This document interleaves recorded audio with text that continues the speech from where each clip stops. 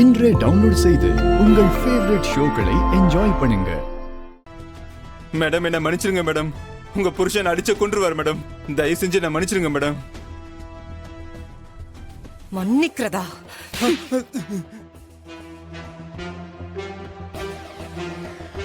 யார் அந்த பொண்ணு? நான் கட்டிக்க போற பொண்ணு மேடம். அவளுக்கு இந்த மாதிரி ஒரு அசிங்கத்தை நீ பண்ணுவியா? இல்ல உன் குடும்பத்துல இருக்கிற பொண்ணுங்களுக்கு இந்த மாதிரி செய்வியா? எப்படா ஒரு பொண்ண பொய்யான அவதூறு சொல்லி அசிங்கப்படுத்தின? மனசாட்சியில உனக்கு? என்ன மன்னிச்சிருங்க மேடம். பணத்துக்கு ஆசைப்பட்டு தான் நான் பண்ணேன் மேடம். பணத்துக்கு ஆசைப்பட்டியா? பணம் கொடுத்தா என்ன வேணா செய்வியா? அவன் பண்ணுவான், அவன் என்ன வேணா பண்ணுவான். மனுஷனா அவன்? டேய், என்ன ஸ்கூல் போட்டோக்கு போஸ்ட் கொடுக்க வாடா வாடங்க. ஒன்னு இழுத்து வந்து வேலையை போச்சு. வாங்க வா, வந்து ஒழுங்க. இங்க நில்லு நில்லு நில்லு, இப்படி நில்லு. அஞ்சலிமா, அக்கம் பக்கத்துல துளசி பத்தி தப்பா பேசிட்டாங்களே, யாருமா அது? இங்க இருக்கிறவங்க எல்லாருமே பேசினாங்க மாமா. இவங்க எல்லாருமே வா? ஆமா, இவங்க தான்.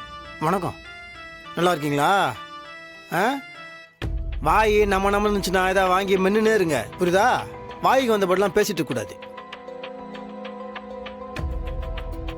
உங்க பொண்ணு இப்படிதான் பேசுவீங்களா? உங்க எல்லாத்துக்கும் ஒரு பொழுதுபோக்கு வேணும். ஒன்று வீட்டுக்கு வெளியே வந்து அக்கம் பக்கத்தில் இருக்கிறவங்களெல்லாம் காய்ச்சி மூச்சுன்னு கத்திட்டு இருக்க வேண்டியது, இல்லை டிவி சீரியலை பார்த்துட்டு அதில் இருக்கிறவங்கள திட்டிட்டு இருக்க வேண்டியது.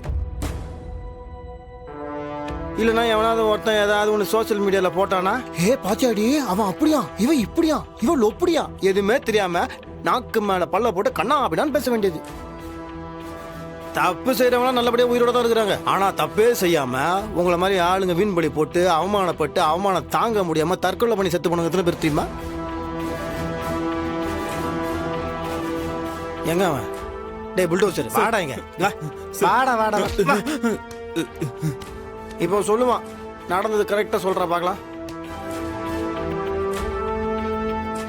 எல்லாரும் என்ன மன்னிச்சிருங்க. டேய் ஒரு நிமிஷம். டேய் தலைவா, வீடியோ எடுறா. சரி. ஏன் நீ மட்டும் வீடியோ போடுவே, நாங்க போட மாட்டோமா? ஏடுறா. எல்லாரும் என்ன மன்னிச்சிருங்க. துளசி மேடம் எந்த தப்பும் பண்ணல. நானும் இவ்வளவு சேர்ந்துதான் இவங்களை மாட்ட வச்சோம். அவங்க கிட்ட ஒரு பொய்ய சொல்லி கோயிலுக்கு வர வச்சோம். சரி, அவங்கள பத்தி எவிடன்ஸ் கொடுக்கறேன்னு சொன்னீங்கல்ல, எங்க? இல்லக்கா, இப்போ கையில இல்ல, என்னோட ரூம்ல இருக்கு.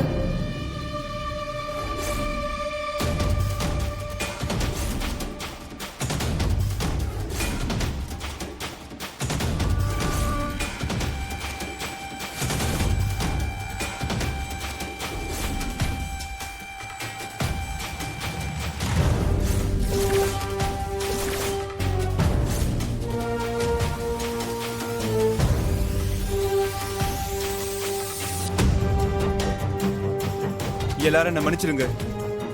இதுக்கு எல்லாத்துக்கும் காரணம் நான் தான். நான் செஞ்சது பெரிய தப்பு.